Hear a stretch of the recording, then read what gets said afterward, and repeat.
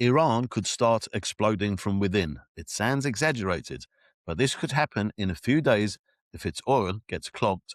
Iran produces roughly 2 to 3.5 million barrels of oil every day, and that oil has to keep moving through ports, tankers, and export terminals like the Kharg Islands.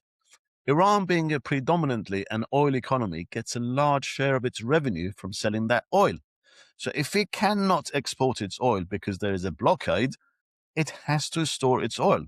But there is a limit to its storage capability. Storage tanks fill up quickly. Once those storage tanks hit their storage limit, there's no room left to store any more. And that's where the real pressure begins.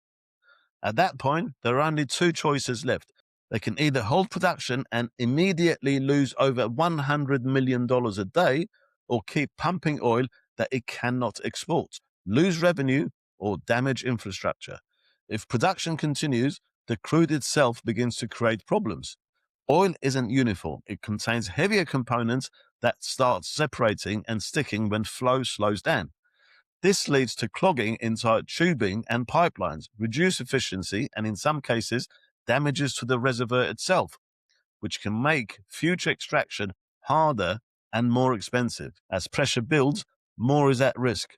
Decaying equipment is put under stress. Safety systems are tested to the limit. In short, there will be longer-term infrastructure damage. The system starts degrading internally in ways that are costly and sometimes irreversible. Now, if the revenue is cut off, the state will not be able to fund itself. Shutting down the wells risks permanent damage to the oil fields, while continuing production under blocked condition risks harming the infrastructure.